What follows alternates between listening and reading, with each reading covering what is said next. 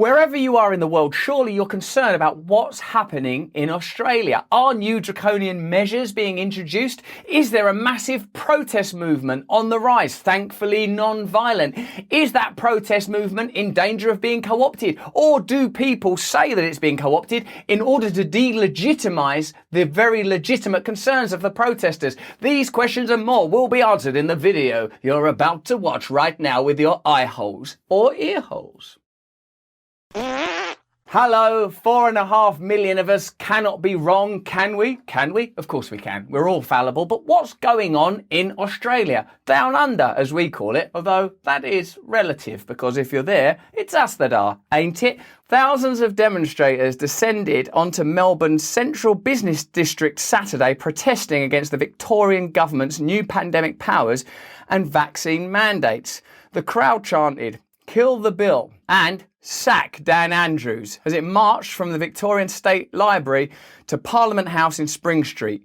Many held signs that likened the Victorian government to oppressive regimes. Now, on our podcast, Under the Skin, we spoke with Luke Kemp, who's a researcher at Cambridge University, who said that many of the emergency measures being introduced worldwide are negatively affecting liberty, and that he had concerns that many of these measures would not be revoked, and that there was a degree of opportunism around the pandemic while not offering an opinion on the medical aspect. And that's what I would like to reiterate here while making this video. The medical component, the treatment of medical emergencies, these are all areas way beyond not just my remit, but actually my interest. What I'm concerned about is the behaviour of powerful institutions, potential collaboration between powerful institutions and private interests, and more important than anything on this sweet little sphere we live upon, individual and collective human liberty. The new pandemic laws, which replace the state of emergency powers that expire on 15th of December, will allow the Premier and health ministers to declare a pandemic and make public health orders. In a democracy, decisions ought be participatory, oughtn't they? If you have bills being passed where ordinary people can't participate in the organisation of their own lives, that for me makes more pronounced something that's been going on for a long time. We are losing freedom. We are losing rights. You can decide for yourself whether it's a price worth paying or a necessary price. But for me, this is something that takes considerable contemplation, assembly, debate, and most of all, consensus. And if you don't agree with that, that's cool. But what you're saying you don't agree with is a little old thing called democracy, which I thought our governments were meant to be fond of. It's the word they use most when cudgelling us into idiocy. The protest came a week after about 3,000 people attended a protest last Saturday calling for the resignation of the Victorian Premier. Because I'm English, when I hear Victorian, I just think, is this all happening 150 years ago? So far, 86% of eligible Victorians, "Don't you dare talk to me like that! Now get up that bloody chimney!" have now received both doses of the COVID vaccine, with 92% receiving the first dose. Critics of Victoria's proposed new pandemic powers legislation say it's the most extreme of its kind and will give the Premier and health ministers too much control.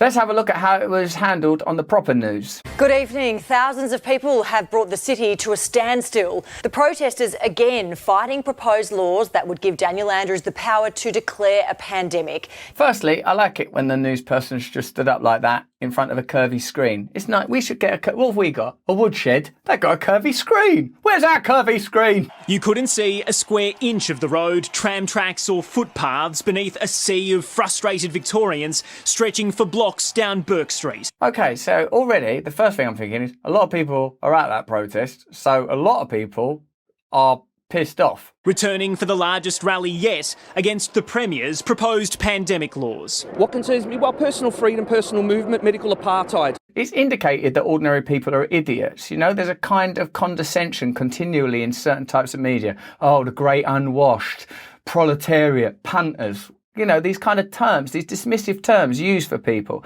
You listen to these people, articulate. You know, I'm concerned about freedom, collective freedom, medical apartheid. Yeah, these all seem like legitimate concerns. All these people being here is an indication that they care. So you either accept that they care and do something about it. That's not an option.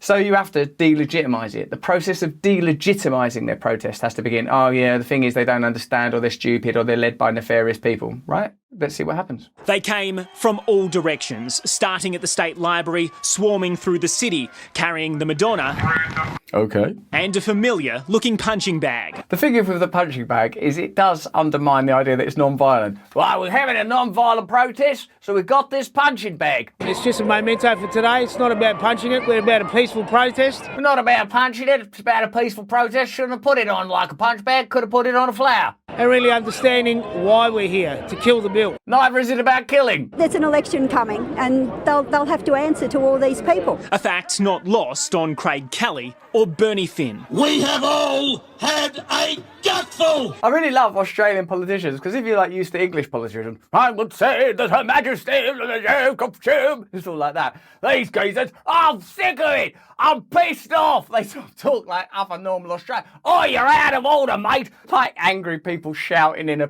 car park. No politician should ever have this power. It's up to us to become proactive in the political process and make our voices heard. Seems pretty nice, doesn't it? It's all different age group, different variety of people. Wherever you are on the political spectrum, people coming out and protesting is very important. It's necessary. This is not mob mentality. Of course, it should be taken as read and understood that when I talk about protest, I mean non-violent protest. I mean non-cooperation. I mean people coming together to build a better, fairer world. Many of the people that you see here are just normal, everyday people worried about their jobs, they're worried about their kids, they're worried about their rights being infringed, and they want to take a stand for it, and good on them. Yeah, that's what it is, isn't it, that people feel? People feel like their lives are being encroached upon. This kind of protest becomes inevitable when the democratic process breaks down. It is a response to people feeling not heard. People don't want to go marching around in the streets like that. Well, some people do, but most people just want to be left alone to live their lives. Enough is enough.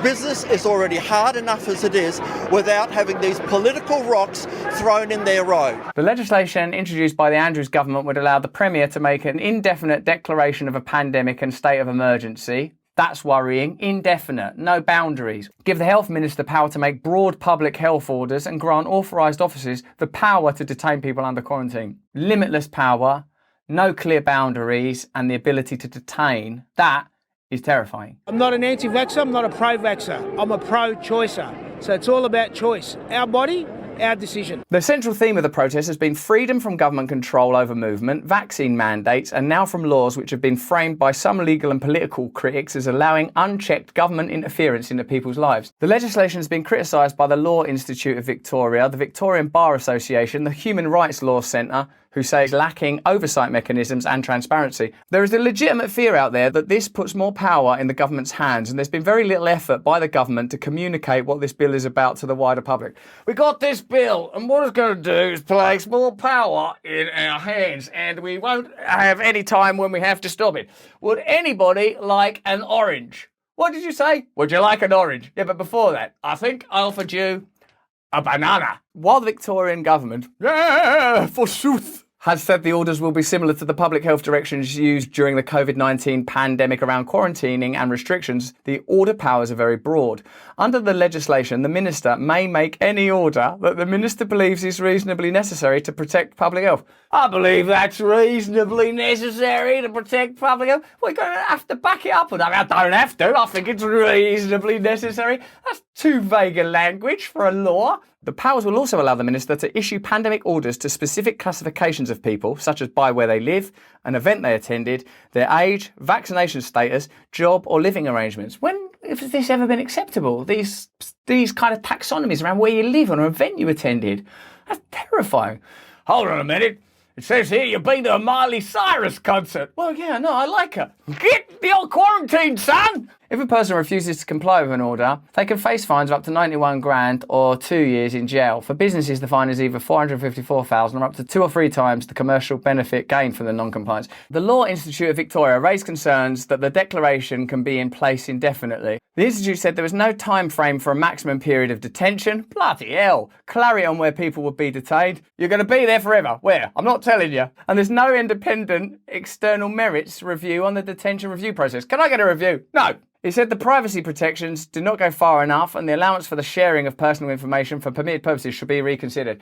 Well, having looked into this, I can see why the people of Australia are concerned. But Australia, let me tell you from England, your mother country, that we are right with you. You're confronting something that sounds very unusual and fearful. And this is not just Australia's problem. This could become the world's problem. And perhaps if you're interested, is nuance about, oh, maybe some people at that protest were right wing or left wing. Well, listen, if particular parties in government were open to the interests of ordinary people, protests wouldn't be necessary anyway. This is not just Australia's problem, this is America's problem, this is the world's problem because it's a human, global problem. And if you care about humanity and if you care about the world, you've got to care about Australia. But that's just what I think. Tell me what you think in the comments below. Hit us up, give us a thumbs up or a not your option. Let me know what you think or feel. If you enjoyed this video, beloved Australians and fellow citizens of Earth, hit up this one. It's probably a little bit better even. And if you want to do some meditation now, please subscribe to my Awakening channel where I talk about well-being, meditation, all that stuff. Sign up to my mailing list as well, just one click away. And if you're in the UK, come and see me on tour next year. I'm all over the country. By the country, I mean England. Most of all, though, stay free.